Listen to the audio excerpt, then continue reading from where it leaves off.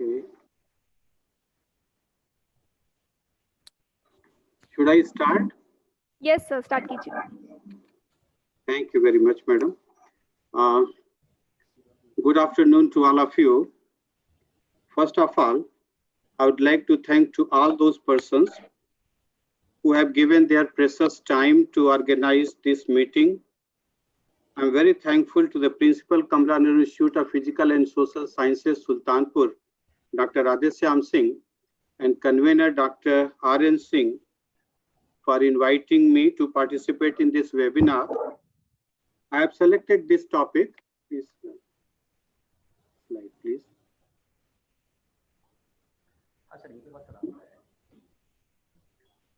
Slide. I have to share slides actually. बिल्कुल sir. Share करिए. It is not opening from this side.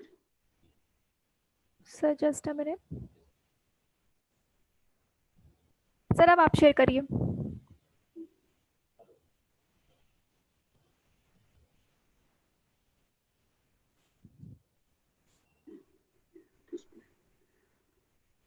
Okay, so the topic on which I am going to speak is genetics and evolution of coronaviruses.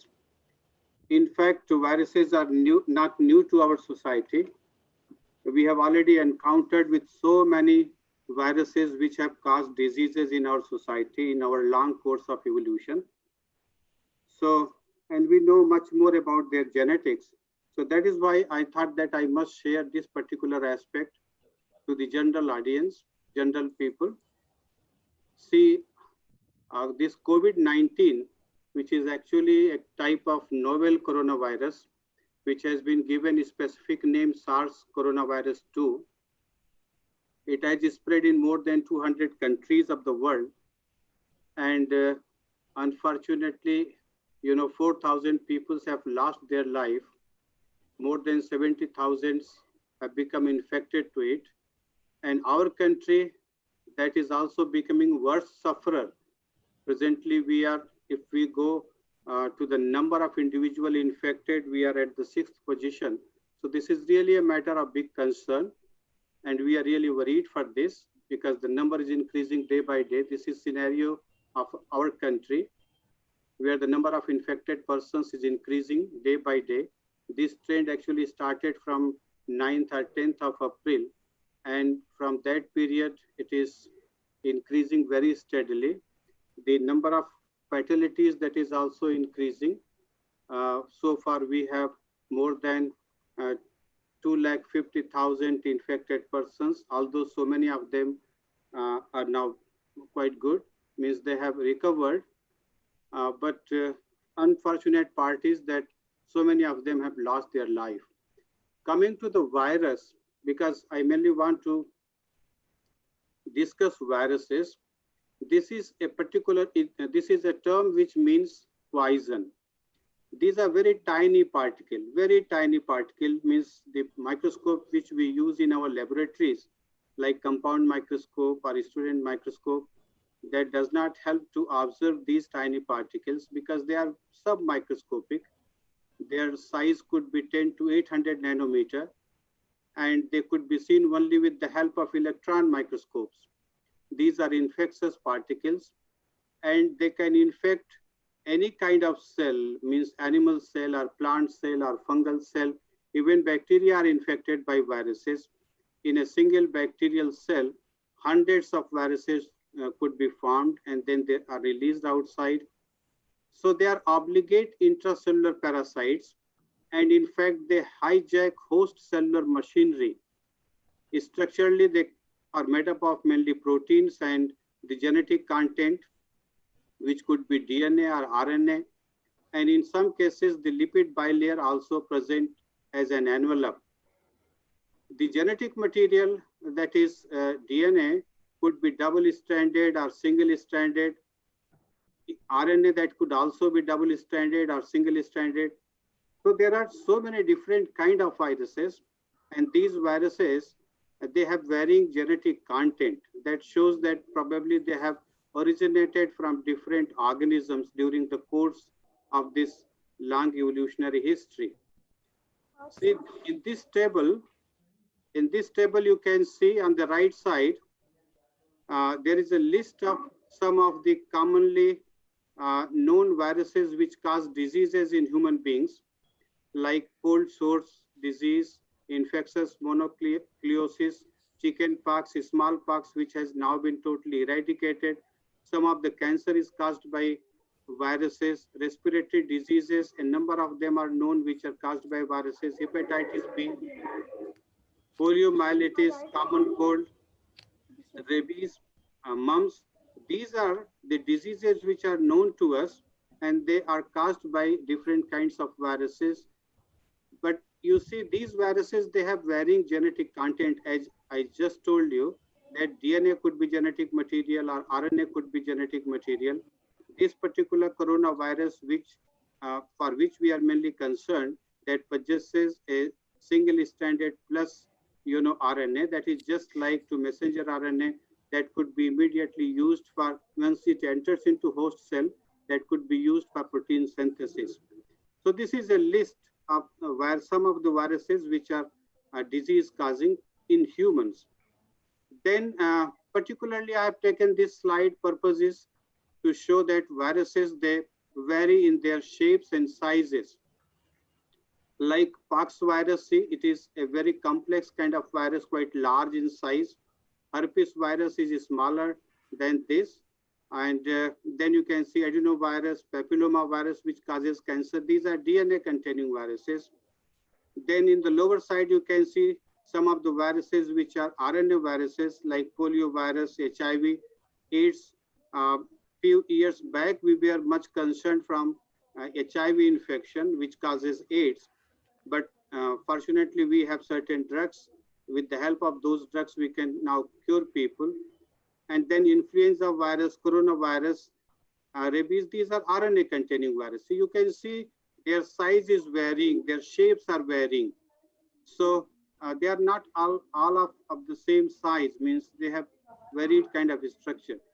In this slide, although it is not concerned with coronavirus, but there is a purpose of putting this slide here. Actually, I'm showing the life cycle of HIV, that is human immunodeficiency virus. This virus contains RNA as genetic material. But this RNA, in fact, let me use this cursor. This RNA genetic material, it changes into DNA, double-stranded DNA, and then it gets integrated or incorporated into our genetic material, that is into host genetic material. It enters into T helper cells, then finally enters into the nucleus of the cell, and there it gets integrated into our DNA. From this DNA, it can synthesize its RNA, from which so many different kinds of proteins which are required for its synthesis are actually synthesized. And then its RNA is also synthesized simultaneously, viral particles are formed. But the life cycle of coronavirus that differs, I will be coming to that aspect. See, this is the structure of coronavirus, about which I have to mainly give my emphasis.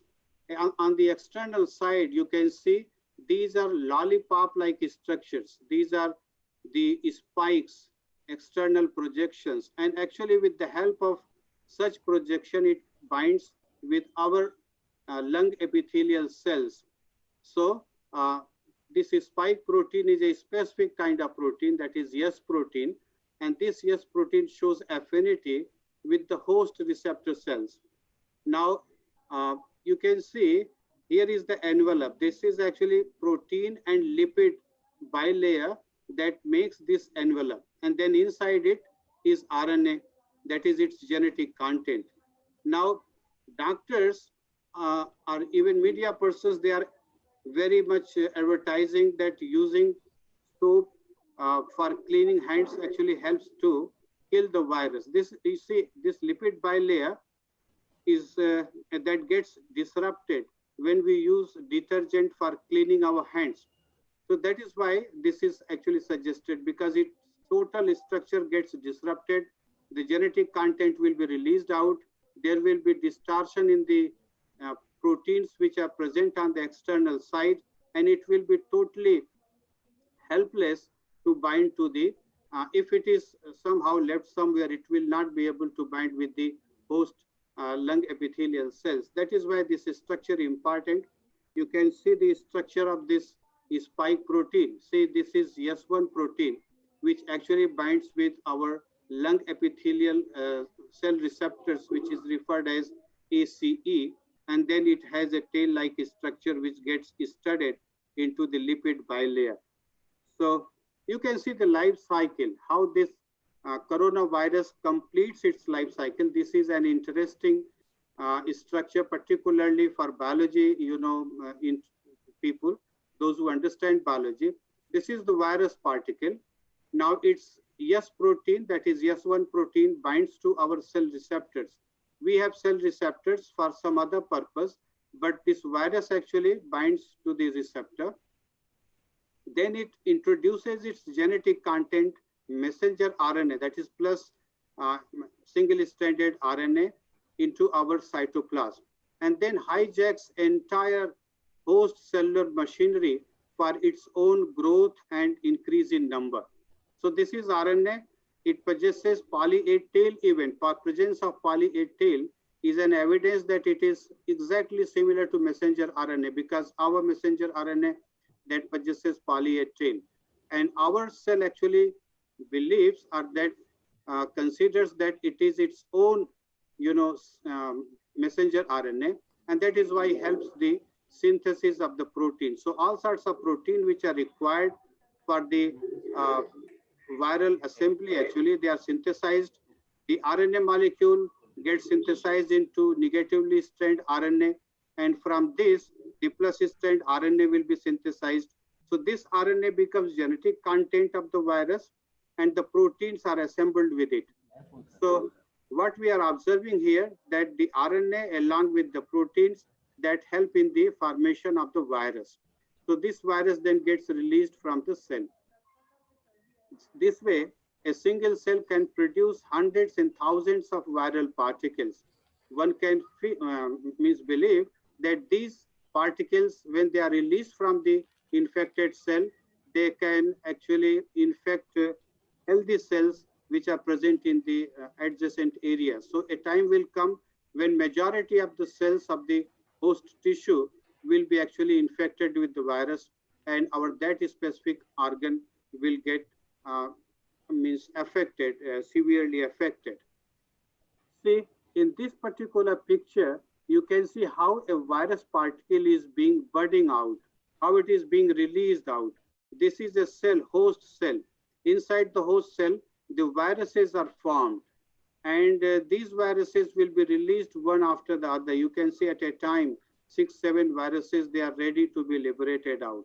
And all those cells which are actually infected, they will be liberating such kind of cells, such kind of viruses outside, and will make the situation very, very worst. In this slide, you can see so many black spots. These are actually viruses which are being released from infected cells. Purposely, the lung epithelial cells are actually infected with the virus, and then its synthesis starts, means coronaviruses are able to build up their number inside the host cell. And you can see at a time, these many dark particles are there, and these are actually coronaviruses. So scientists are capable to culture cells in the laboratory, and they are capable to increase the number of these viruses that will be useful for various purpose. Maybe the S proteins could be used for making vaccines. Such kind of endeavors are already going on. So that is a different strategy and story. Now in this slide, you can see the classification of coronaviruses. See, being biology person, people will be knowing that the organisms are classified into different, taxonomic categories.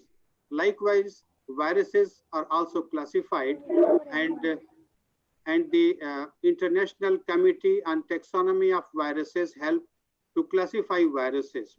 So what happens, this coronavirus that belongs to family Coronaviridae, because viruses are also classified into orders, families, subfamilies, and genera. So Coronaviridae is a family which is further divided into two subfamilies, but it's one subfamily, that is Coronavirinae.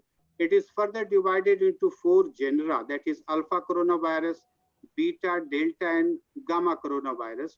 So these are four genera. And out of these four genera, this coronavirus belongs to beta coronavirus group. And this one is actually a specific name, that is SARS coronavirus 2 is a specific name. You can see MERS, Middle East Respiratory Syndrome coronavirus. It is already there. It has already resulted death of so many people wherever it started, spreading. Severe acute respiratory syndrome coronavirus. So these three are phylogenetically connected to each other. Means you can say that one form underwent mutational changes and that gave rise to the other form. So such kind of mutational changes will be there. And this classification is actually based on the structure of viruses. In the earlier slide, I just showed varying shapes and sizes of viruses. So based on the structure, morphology, type of genetic material viruses possess, and the way their messenger RNA is synthesized or protein synthesis take place, all these criteria or characteristics are actually considered to classify viruses. So we have been able to classify it, and we have found that it is close to SARS coronavirus or MERS coronavirus. So there is phylogenetic relationship, evolutionary, they are connected to each other. Now, we are also aware that these viruses, they have varying, incubation period. This coronavirus, it has 2 to 14 days incubation period in our cells, and that is why people are advised to go for quarantine for 14 days. There may be exceptional cases where individual may be incubating the virus in the body for more than 20 days or 24 days. But it takes some time, and you will find that different kinds of viruses that take varying time to incubate or build up their number in our body, and then only they show the symptom. So in case of coronavirus, this symptom may be appearing between 2 to 14 days. If you see the genome size of this virus, it is of approximately 30,000 nucleotide bases. And the first person who was there in Wuhan is actually RNA content was sequenced from one end to the other. Exactly 29,811 nucleotide bases were actually observed in that individual. Out of them, the exact number of adenine, cytosine, guanine, and uracil bases were actually observed, and their percentage was seen to be 29%, 18%, 19%, and 32% respectively. So I can say that this particular virus has totally been sequenced. Its specific areas which code for different proteins are known, and the molecular mechanism, that how it is assembled, everything is now known to us. Genomic characteristic of this virus has enabled it to be resistant to human host and undergo evolutionary changes. See here, this is also the genomics structure of a virus, in which you can see the different, the open reading frames, which are actually responsible for the synthesis of different proteins. Some of the proteins which are essentially needed and which this virus can synthesize on its own, that is its protease, which is used to split protein into segments, replicase, which is used to synthesize its messenger RNA, helicase to open RNA, complement repairing, and then spike protein S1 and S2, which are actually essential for binding with the host cell membrane. See here in this slide, one can see that those organisms which have larger genomic size, like we have quite large genomic size, around 3.2 into 10 to the power 9 base pairs genome size we have. And in our case, the rate of mutation is slow. If you see here the rate of mutation on x-axis, it is slower in our case, whereas the very fast, mutation rate, or it is highest in case of viroid. Viroids are actually RNA molecules. They do not possess protein, and they mainly infect plant cells. So they have highest mutation rate, whereas viruses, particularly RNA viruses, they have slower, means they have also, high mutation rate. So, and single stranded DNA, such viruses, they have even slower mutation rate. So you can see that these are organisms and the rate of mutation is shown, indicating that there is relationship between genome size and mutation rate.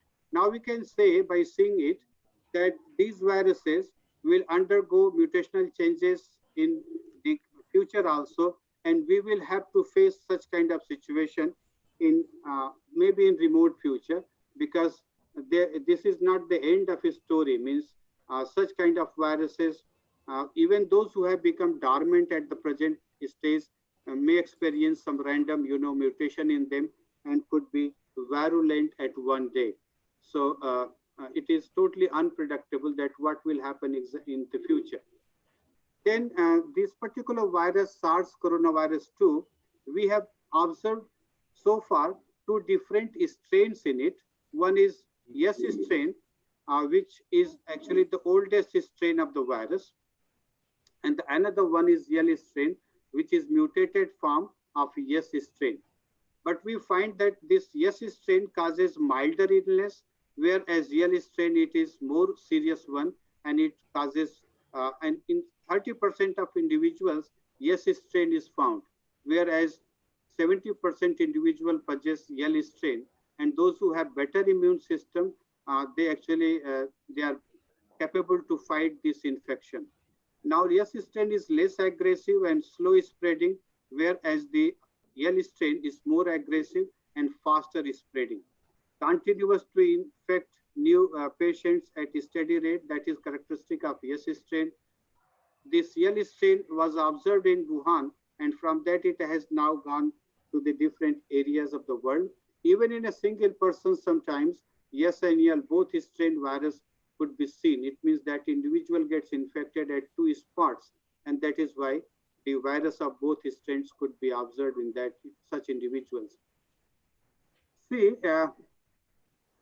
we are also capable to have mutations. We experience mutations.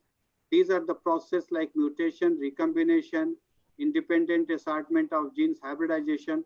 Through these processes, genetic variations are created in our population. Among the individuals of a population, these are the ways by which the variations could be created. So we are actually genetically different from each other. And that is why we show varying immune response. Means every individual does not show similar kind of immune response. Now, but in case of viruses, the genetic changes occur mainly through replication errors and recombination during its jump between organisms. Now, this fight against fatal microbes will ever go till existence of life on this planet.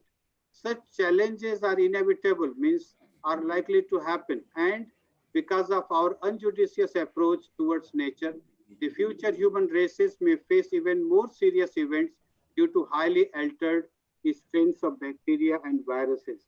Finally, I will say that this pandemic has left its impact on the entire global human society, influencing all kinds of life activities. It has affected our health, education, economy, social bonding, individual behavior, etc. And because of this, we expect very unprecedented change in our existing system.